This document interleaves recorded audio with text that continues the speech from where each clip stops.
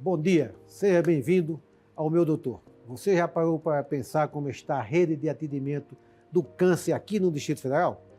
Se você ou alguém que conhece precisasse de um tratamento de câncer hoje, quanto tempo demoraria para conseguir? O acesso está garantido ou ainda existem barreiras que dificultam a vida dos pacientes? Para discutir essas questões, recebemos hoje o Dr. Augusto Bravo, secretário executivo da Frente Parlamentar do Enfrentamento ao Câncer da Câmara Legislativa, que atua diretamente na defesa de políticas públicas voltadas aos pacientes com câncer. Seja bem-vindo, doutor Augusto. Doutor Augusto, fique à vontade. Doutor Augusto, obrigado por participar aqui do nosso programa e disponibilizar um pouco do seu tempo para falar e discutir sobre esse problema tão grave que é o atendimento ao câncer aqui no Distrito Federal. Obrigado, Dr. Gutenberg, pelo convite de estarmos aqui hoje no programa Meu Doutor para falar de uma pauta tão importante e tão difícil para os pacientes do Distrito Federal. Bem, Augusto, para começar, vamos falar sobre a Frente Parlamentar de Enfrentamento ao Câncer, que foi criada exatamente para fortalecer a luta no acompanhamento e tratamento desses pacientes. Como surgiu essa iniciativa? Como é que você se inseriu nisso? De quem foi a iniciativa? E como é que anda esse trabalho? Então, a Frente Parlamentar do Enfrentamento ao Câncer, ela surgiu das demandas, das necessidades dos pacientes oncológicos do Distrito Federal, dos pacientes que têm câncer, em decorrência das dificuldades, dos gargalos que o sistema de saúde do Distrito Federal vem tendo com relação a esses pacientes. E hoje, a Frente Parlamentar, ela tem atuado diretamente na prevenção justamente desses casos, dos casos de incidência de câncer no Distrito Federal, junto com as associações, junto com as famílias e junto com os demais parlamentares que também compõem essa frente parlamentar. Essa frente parlamentar hoje, ela é presidida pelo deputado Eduardo Pedrosa e tem como membros o deputado Ricardo Vale, o deputado Roosevelt Vilela, a deputada Deise Amarillo e o deputado Robério Negreiros. Augusto, a gente sabe e sente na pele, no meu dia a dia no consultório, no meu dia a dia em contato com os amigos, com a sociedade de uma forma geral, que o acesso ao tratamento de câncer no Distrito Federal é difícil, é sofrível, até porque nós sabemos que quanto mais precoce é o atendimento, mais rápido é o índice, a chance de cura, de êxito, né? Porque a gente sabe que hoje o câncer é uma doença que pode se tornar crônica. Não tem mais aquela mortalidade absurda de câncer. Hoje nós temos protocolos de tratamento modernos que fazem com que o paciente com câncer, quando diagnosticado precocemente, se cure, ou essa doença se torne crônica e com tratamento ele vai viver aqui aí 10, 15, 20, 30 anos, morrendo até por outras causas. Sim. Como é que está essa situação? Como você tem acompanhado isso aqui no DF? Então, nós vivenciamos dias difíceis para a oncologia no âmbito do Distrito Federal. Pacientes não conseguem acesso à rede de tratamento, ao sistema de tratamento. Nós temos vários gargalos com relação a exames, com relação a cirurgias. E essa jornada do paciente oncológico, ela nos faz repensar num novo modelo assistencial para o Distrito Federal no que diz respeito à oncologia. Não é fácil a vida do paciente oncológico, porque além dele ter o diagnóstico do câncer, ele não tem um acesso à consulta, ele não tem um acesso à medicação, a tratamento e à cirurgia. Então, tem sido muito difícil esse enfrentamento ao câncer no âmbito do Distrito Federal. Na realidade, você concorda comigo que a gente tem que rever isso, rever os serviços que existem, rever como é que é encarado isso, inclusive na fila da regulação, que hoje é uma coisa que a gente tem feito algumas críticas, que os pacientes graves têm algumas patologias, mas notadamente do câncer, não pode ficar esperando uma fila de regulação, você tem que ter uma saída mais rápida. Você faz o diagnóstico, o paciente precisa fazer uma quimioterapia, uma radioterapia para depois operar, não faz, perde a janela de oportunidade. O que é janela de oportunidade? É aquele momento em que, se você fizer a radioterapia e a quimioterapia, a chance de cura aumenta, né?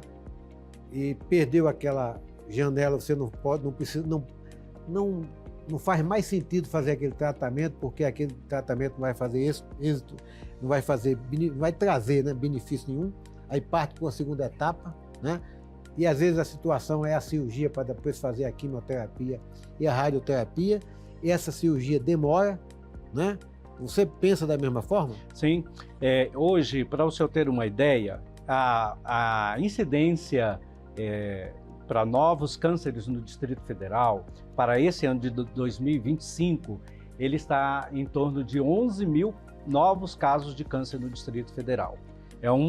É uma quantidade expressiva.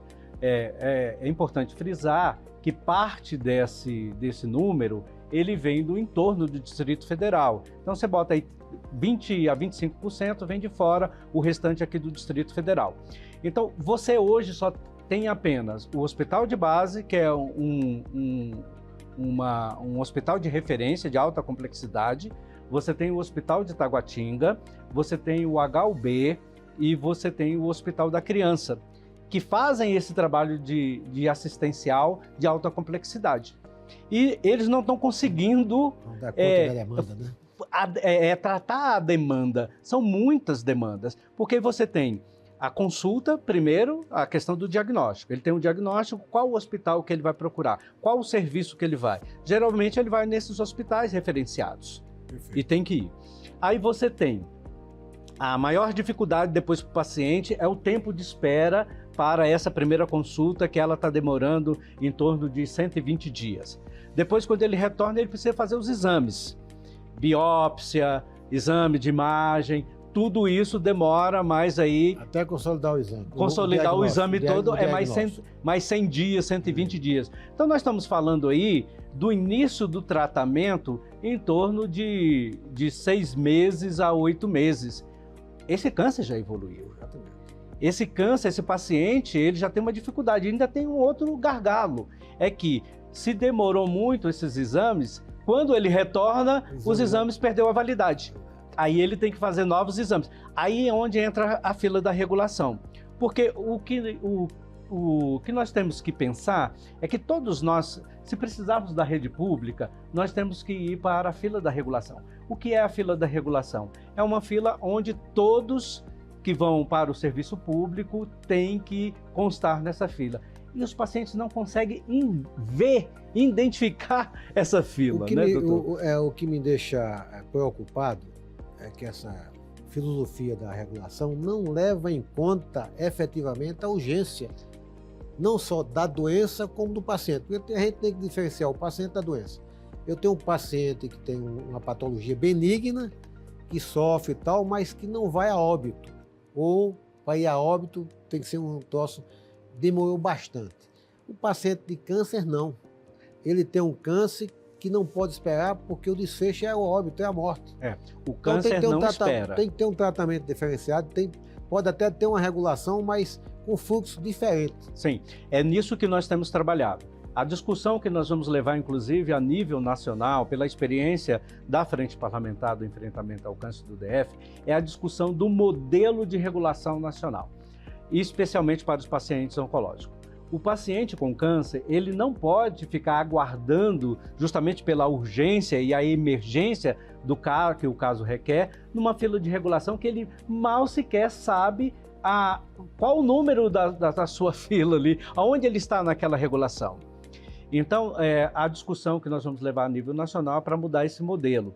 Há um fator que precisa ser dito aqui sobre a regulação, é de que muitos pacientes que estão na fila de espera, além de não saber qual a sua posição na fila, ele também, quando consegue a consulta, e aí vai fazer o exame, ele tem que ser regulado novamente na fila. Então, assim, é regulação atrás de regulação. Eu acho que tem que mudar esse fluxo para o paciente oncológico e também para outras comorbidades também. Tem que ter mais eficácia no fluxo, né?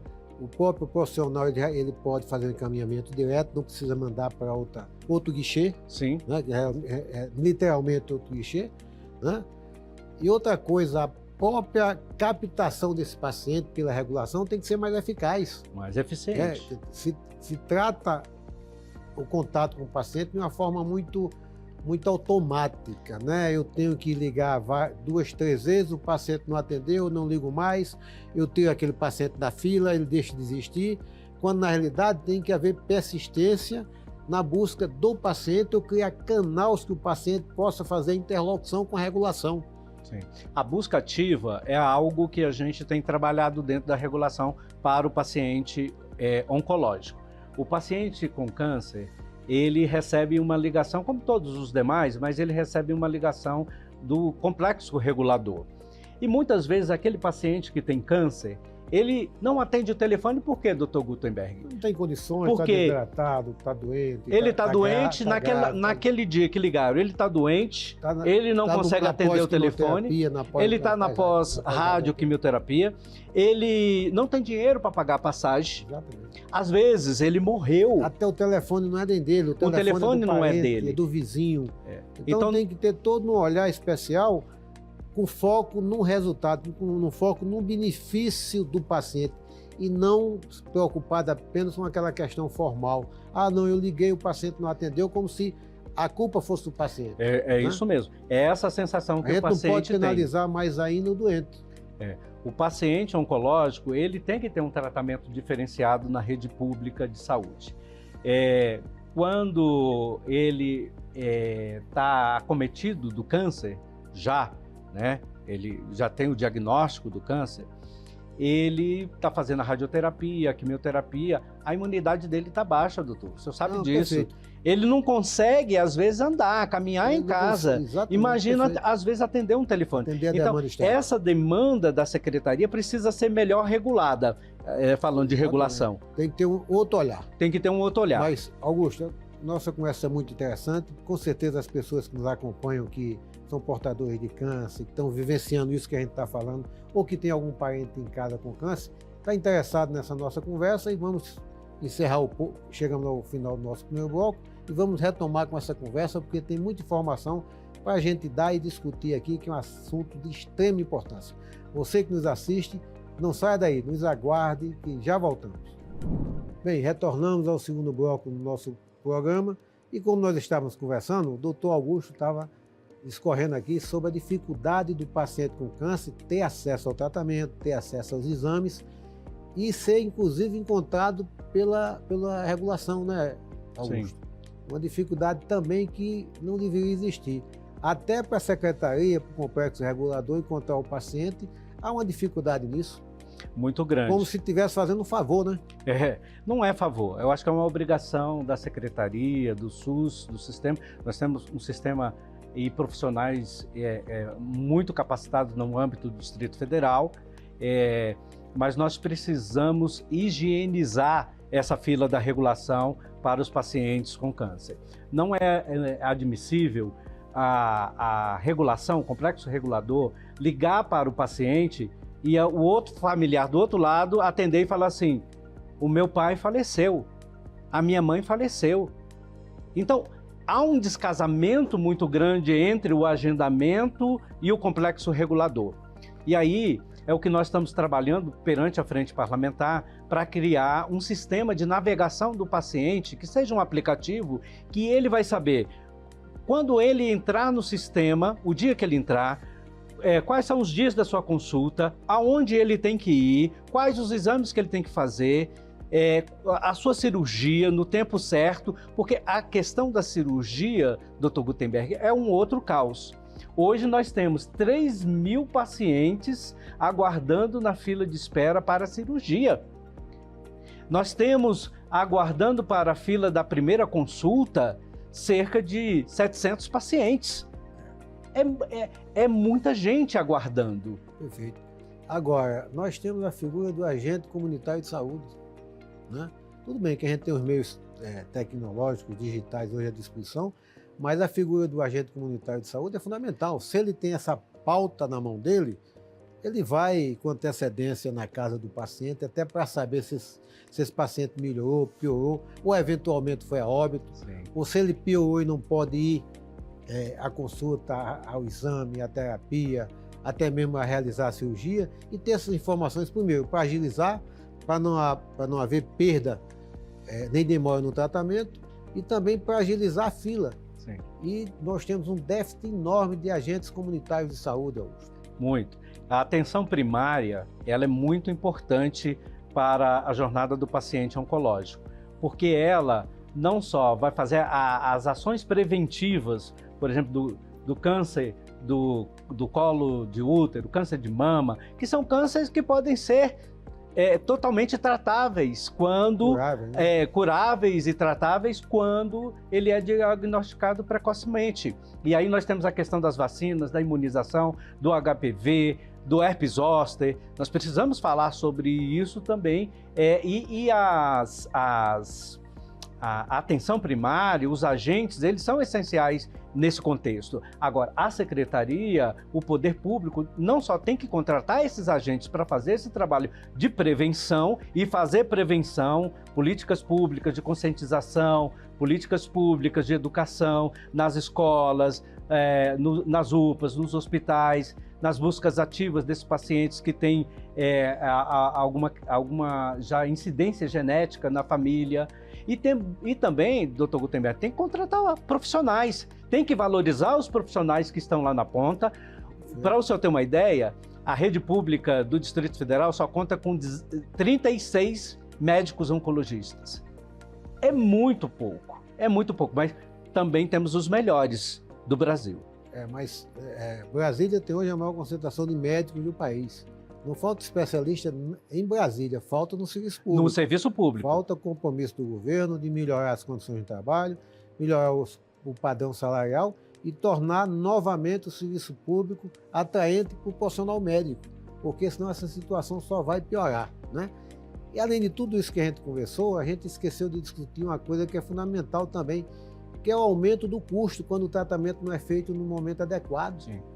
Quando o paciente não faz a quimioterapia, não faz a radioterapia, não faz a cirurgia no momento certo, esse custo aumenta porque esse paciente se torna mais grave, as complicações são maiores e o custo é bem maior.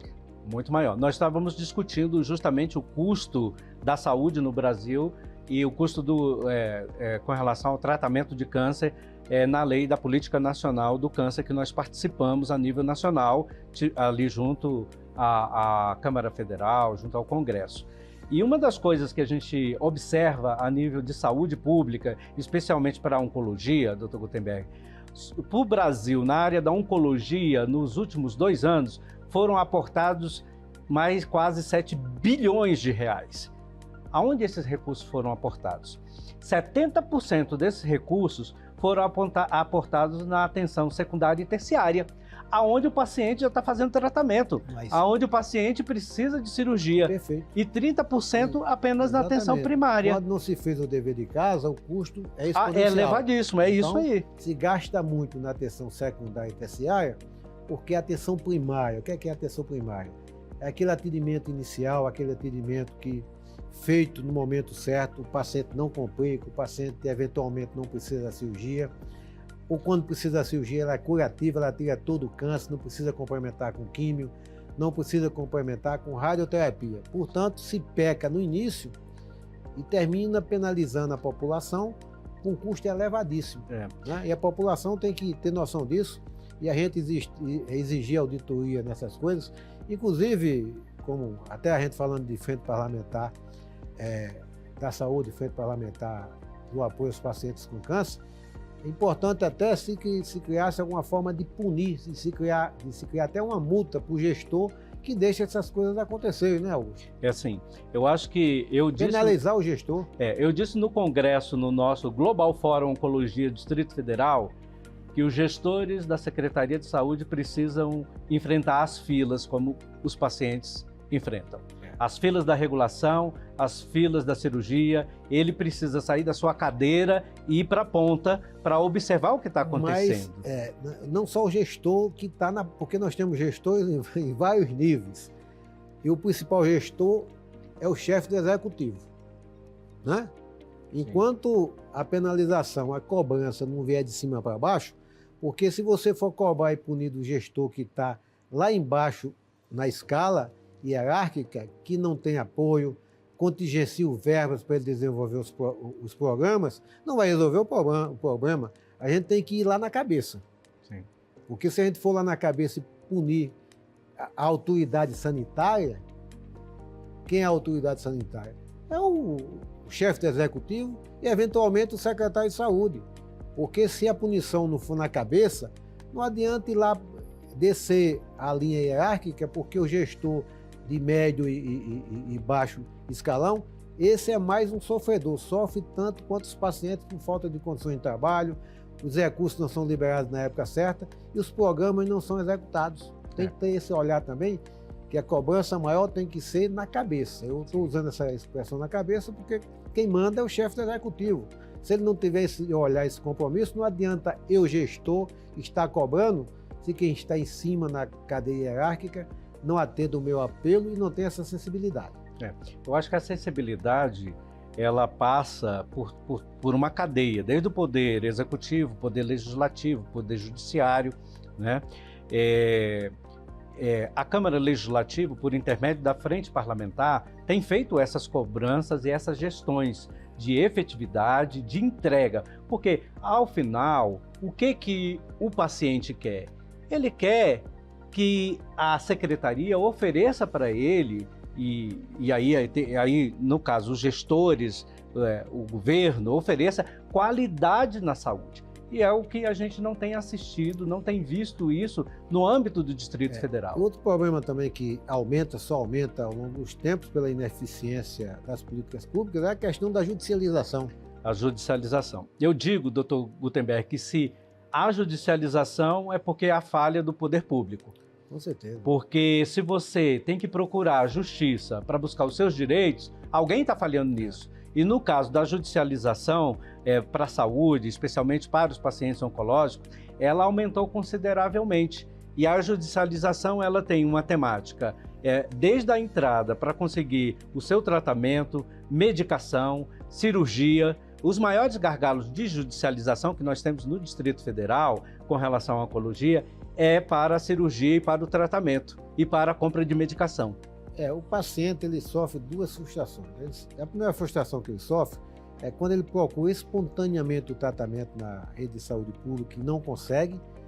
E a segunda frustração, Augusto, e você que me assiste, é quando você procura a justiça, procura a defensoria pública, procura o judiciário e aquela sentença que o juiz dá, aquele mandado judicial que o juiz dá, não surte efeito nenhum, porque se criou a segunda fila, que é a fila da judicialização. Justamente. Então não basta judicializar e ter um mandado de segurança, ter uma decisão judicial mandando fazer o tratamento, se não tem médico, se a medicação não está disponível, se não tem vaga para internar o paciente. Então o paciente sofre duas frustrações. A primeira é quando procura espontaneamente serviço público de saúde.